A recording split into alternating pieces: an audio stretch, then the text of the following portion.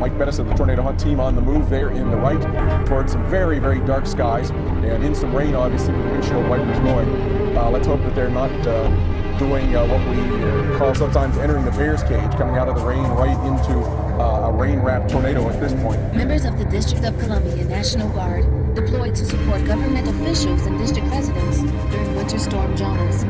Soldiers and airmen dispatched to various locations around D.C., providing support using military vehicles to transport supplies and essential personnel.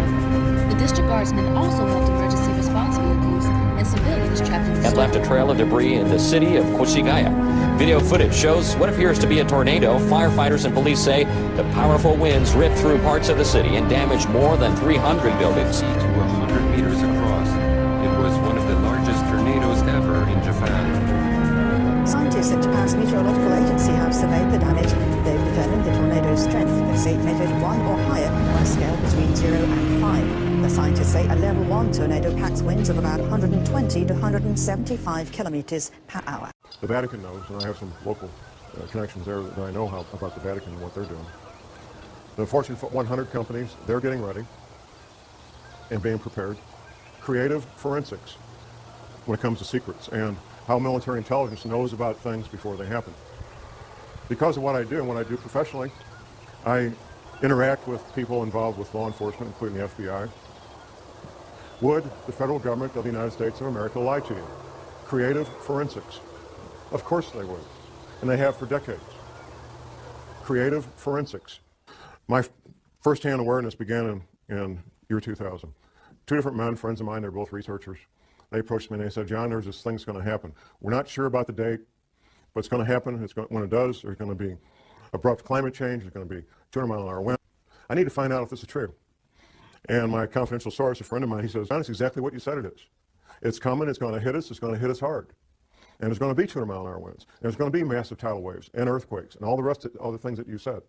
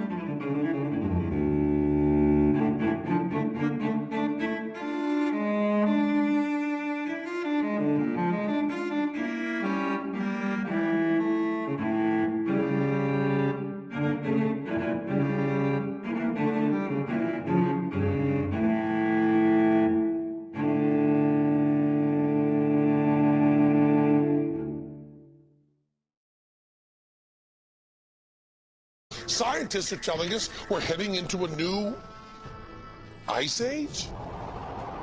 What? The Earth is warming. On what timescale? This year was the hottest year ever. Was that before or after NASA and the NOAA altered the temperature record to make recent years warmer? Recent research, however, suggests that there is a possibility that this gradual global warming could lead to a relatively abrupt slowing of the ocean's thermohaline conveyor, that's the Gulf Stream, ladies and gentlemen, which could lead to harsher winter conditions, sharply reduced soil moisture, and more intense winds in certain regions that currently provide a significant fraction of the world's food production. With inadequate preparation, the result could be a significant drop in the human carrying capacity of the Earth's environment. That means people are going to die. That's what that means. What will be happening in the future with abrupt climate change? The science fiction is what's going to cause it. And the science fiction is human activity creating CO2 greenhouse gases. That's the science fiction. And quite frankly, because you can do this from your home if you've got internet access, there's buoys out there in the Atlantic that give 24-hour, 7-day-a-week readings of the ocean temperature. And anybody can do this any place. You don't need to be on a little island off the coast of Scotland. And they're watching the ocean temperature.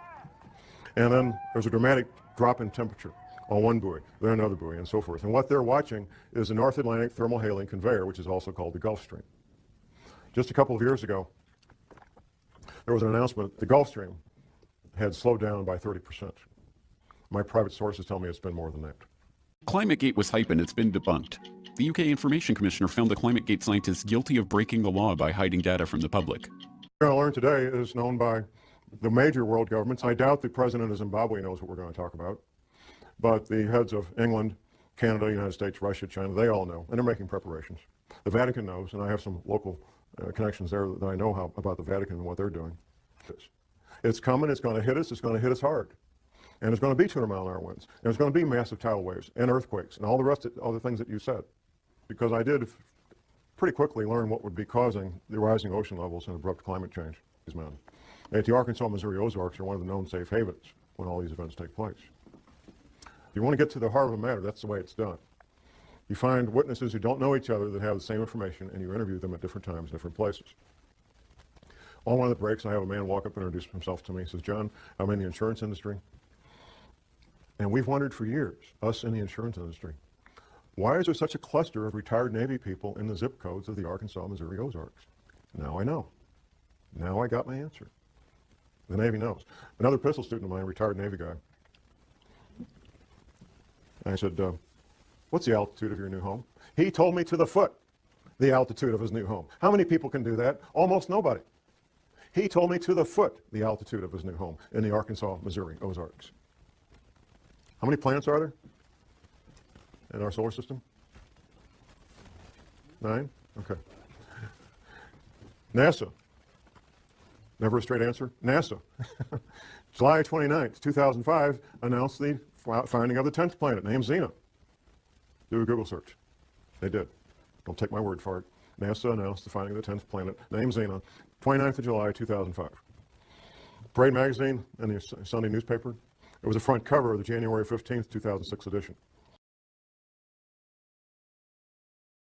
Models project a temperature increase of over 2 degrees this century, and these same models overestimated warming over the past 15 years by 400%. After the NASA press announcement in July of 2005, he calls me up and he says, "John, you're not crazy. There really is a 10th planet." NASA said so. I said, "Thank you very much." There has to be a cause. The cause is the 10th planet. Now, what NASA is calling the 10th planet is not the 10th planet we're concerned about.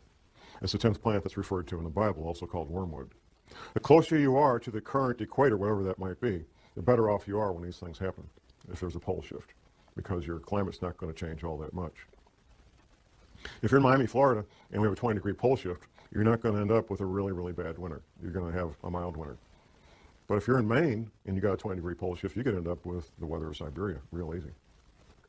And when this 10th planet comes through our solar system every 3,600 years, it just causes severe problems on our planet, interacting with the Earth electrically and with gravity both.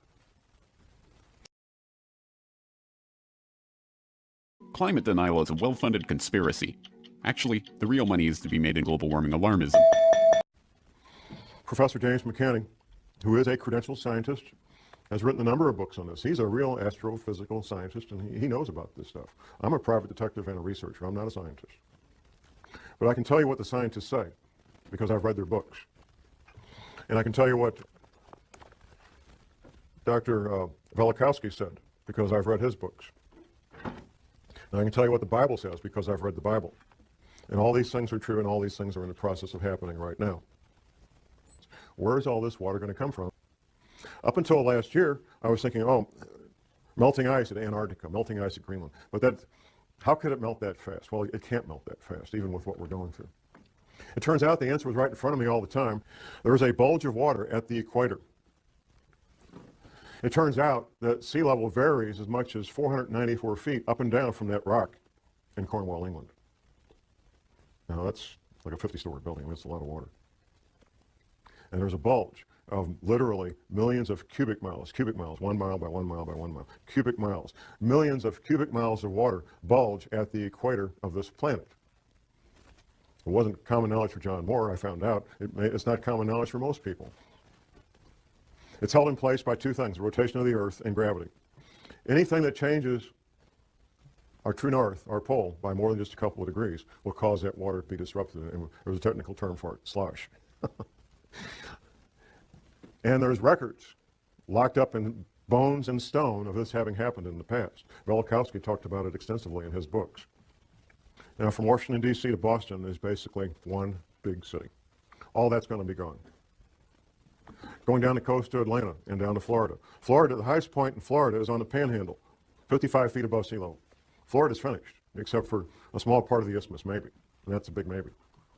Gulf Coast, Alabama, Louisiana, Mississippi are pretty much going to be gone. In fact, the new mouth of the Mississippi will be at the current Arkansas-Louisiana state line, a couple hundred miles up from where it is right now. Going down around the coast of Texas, Texas will take damage about 100 miles inland. California will take damage 25 to 100 miles inland, depending on a couple of things, the level of the altitude above sea level and seismic activity. On up the west coast to Oregon and Seattle, all coastal areas being damaged 50 to 100 miles inland. And once again, seismic activity is going to play a big role in what happens. Locally in the Midwest, we have something called the New Madrid Seismic Zone. Once the Mississippi River becomes 50 to 100 miles wide, the U.S. Navy, not John Moore, the U.S. Navy says it will trigger at least 3 9-point plus earthquakes on the New Madrid seismic zone. Southern Illinois will basically be one large swamp. In fact, Southern Illinois is already pretty swampy. If you fly over the Mississippi River right now, you can see where the river used to be. You can see where its banks were at one time. A much, much larger river than it is now. It's from Time Magazine, Monday, June 24th, 1974. Yes, to quote the title of Penn and Teller's TV series, this video will look at bullshit, or to put it more politely, urban myths that have grown up around the subject of climate change. Now, the real timeline. These relocations, which you could call evacuations, are due to have everybody who's part of continuity of government planning. It's not all federal employees. If you work for Health and Human Services, you're toast. There's no place waiting for you in Denver. People in the intelligence agencies, people in certain parts of the military, not all the military. The scientists, the engineers, the doctors that they want to have in these shelters when everything breaks loose. That's who's being relocated, that's who's being sent to these shelters. These shelters are literally hundreds of millions of your tax dollars where people can live and work and have hot showers and pizzas and video movies for years without ever leaving the place and be quite comfortable. And then what we sometimes refer to as a New World Order, which will be basically corporations running everything, banks and corporations. They fully expect to come out on the other side of this intact. The agendas of the people that control the world, the international bankers and the Fortune 500 and so forth, is to have a planet with far less people on it than there is now, either inadvertently through these earth changes or by design, through World War III, a flu pandemic, or severe economic collapse leading to societal disruption, or all three happening at the same time. What we're living in right now is phase one. Phase one is where normal commerce takes place. We can have our careers, interact with our families and our social events that we normally do, and life appears to be normal. The powers that be are using phase one to finish their final preparations. Phase two will be when these earth changes events, abrupt climate change, bizarre weather, earthquakes, tidal waves, all become so numerous that they become daily news. In fact, when I meet people out in the street, almost everybody comments on how bizarre the weather has become. And that's pretty much a topic of daily discussion. The government, the powers that be, will claim that these bizarre weather-related events are related to global warming. And when they're happening, that we need to start cutting back on our creation of CO2 greenhouse gases. As these events become more severe, you're going to hear more and more men with lab coats from NASA talking about global warming being caused by human activity and that it will be better and everything's going to be okay. So you can go back to your baseball games and go back to work Monday morning. things are going to be fine. That's phase 2. I looked at the science of climate change and real research done by experts on both sides of the issue. Now it's the turn of the amateurs. Now, I love Penn and Teller, and I appreciate that bullshit is supposed to be entertainment. But this claim also pops up in internet blogs and even mainstream media. This is Time magazine in 1975. Another ice age is coming. We're all going to die. And this is Senator James Inhofe, who not only cites Time, but also this 1975 story in Newsweek. George Will cites a 1975 article in the New York Times. And Michael Crichton makes the claim on page 315 of his book, State of Fear. In the 1970s, he writes, all the climate scientists believed an ice age was coming. But these are all popular newspapers, magazines, and novels, not scientific journals. It's from Time magazine. So what, Penn? Time magazine isn't peer-reviewed. It's just as capable of misreporting and sensationalizing stories as any other magazine. Don't just take my word for it. Read the story and tell me exactly where this claim about an ice age comes from. 5 people, all scientists, were named in the story. They all agreed that the Earth had been cooling. Sure, that was evident from the temperature data. But not one of them substantiated Time's line of an impending ice age, and one of them even said the period of cooling was about to end. So where did Time get the idea an ice age was coming? Well, the magazine had to resort to an old journalist trick of inventing a pack of unnamed and unquoted sources. Climatological Cassandras are becoming increasingly apprehensive. That may be, but why couldn't Time magazine find one of these climatological Cassandras? Perhaps because they weren't as numerous as the headline and the hype suggest. The question is, how many climatologists in the 1970s did accept this conclusion of a coming ice age? If you want to find out, it's no good thumbing through Time and Newsweek. Boring as it sounds, you have to look at the scientific literature. Phase 3 will be a relatively short period of time. It may be a matter of a few days, maybe a week.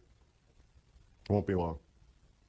At some point, people will realize that things are very strange and very dangerous, and they'll start doing things they normally wouldn't do.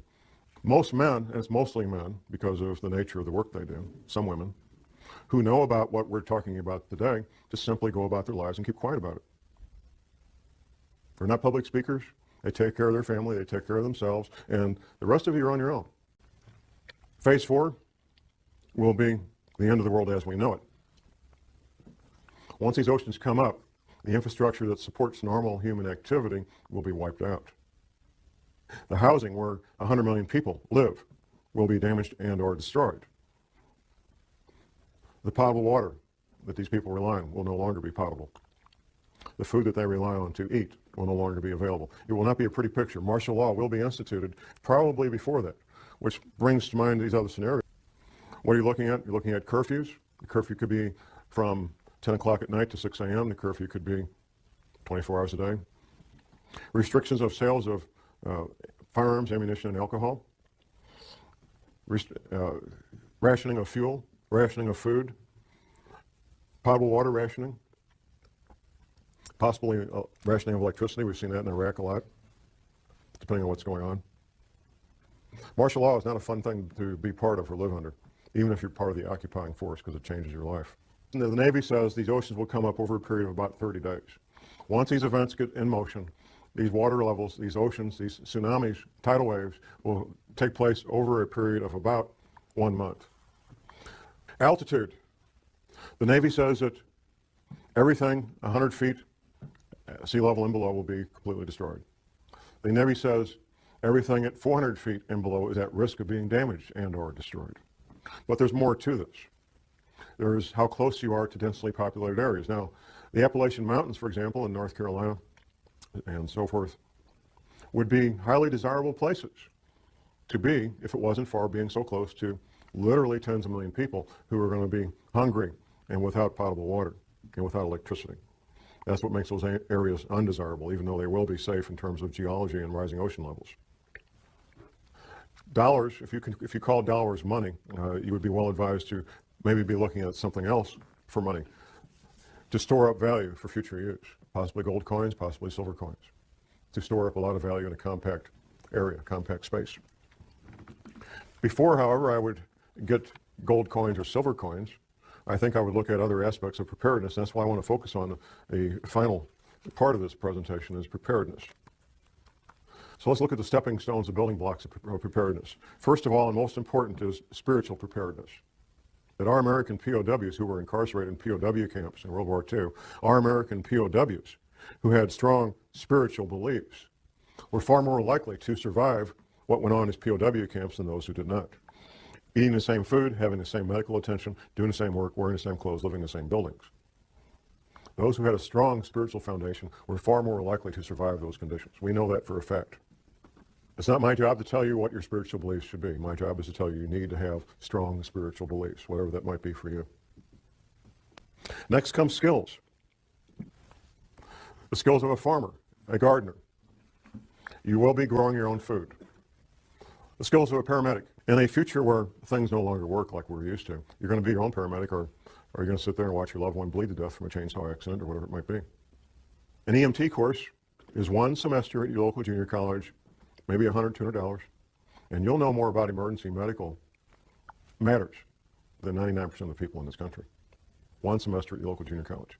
You don't need to worry about passing a test unless you intend to be a paramedic or an EMT. You don't need to worry about taking a test at all. You want to learn the skills, and you want to get a kit equal to your skill level. Now, the paramedic training is three more semesters of college on top of that first one, and then you'll have a skill level almost equal to a medical doctor when it comes to emergency medical treatment. The skills of a ham radio operator. I've been in places, I've been in combat, and I know what it's like not to know what's going on. Being able to instantly and effectively communicate with your friends and loved ones, and we found this out during Hurricane Katrina, two-way radio communication that you control could mean the difference between life and death. In Hurricane Katrina, it was a matter of life and death for many people. The ability to communicate with their loved ones, let them know they were okay, ask for help, or be able to give help. The skills of a backpacker, being able to carry everything you need on your back, your shelter, your clothing, your hygiene needs. Being able to clean yourself out in the field, prepare food out in the field, and do so in a manner that doesn't make you sick. Being able to take water out of a stream and filter it so you can drink it without getting sick. All the things that a backpacker knows, the skills of a soldier.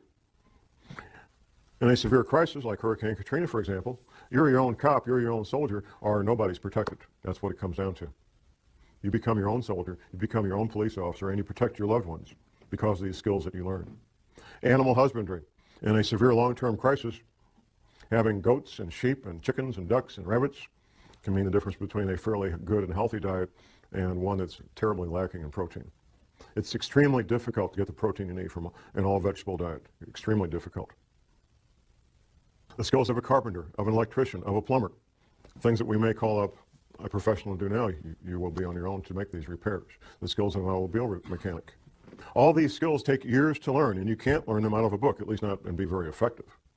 There's some things you can learn out of a book, but without practical application, you're just guessing at how this stuff works. The first thing you notice is an admission from a lot of scientific bodies that there was great uncertainty about the climate in the 1970s. Okay, but was there any kind of consensus? Well, if all or most climate scientists were predicting another ice age back in the 1970s, there should be lots of scientific papers from that time supporting that conclusion. After all, there are hundreds of scientific papers today supporting anthropogenic climate change.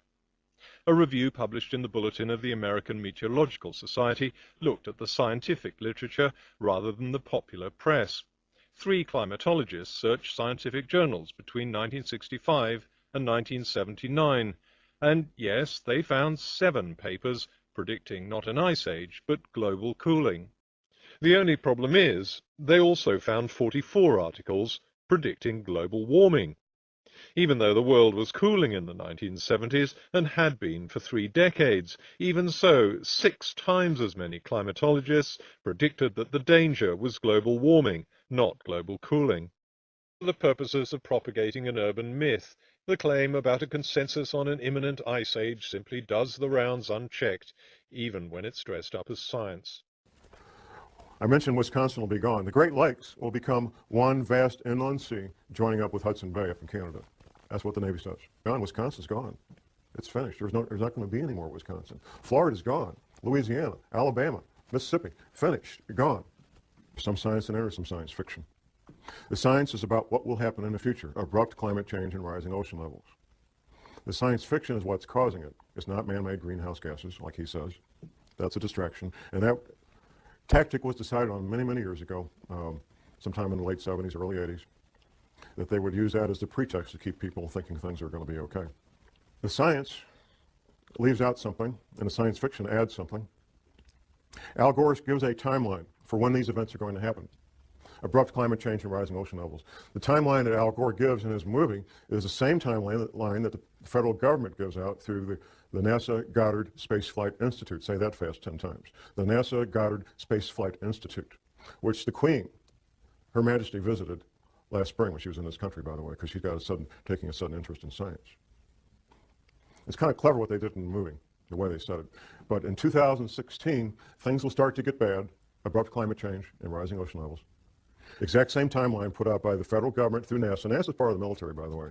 If you notice these space flight shuttles go up, Captain this, Lieutenant that, Colonel, I mean, it's the military. It's always been the military. That's the official timeline put out by the federal government.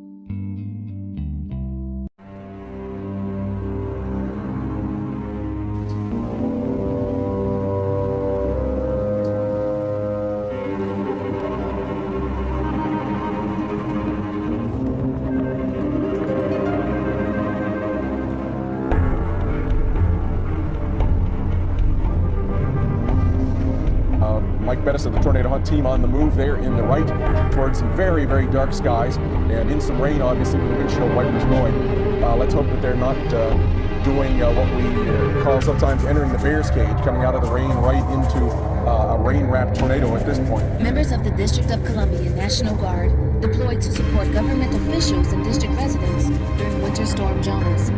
Soldiers and airmen dispatched to various locations around D.C., providing support using military vehicles to transport supplies and essential personnel. The district guardsmen also helped emergency response vehicles and civilians trapped in the and storm. left a trail of debris in the city of Koshigaya. Video footage shows what appears to be a tornado. Firefighters and police say the powerful winds ripped through parts of the city and damaged more than 300 buildings. To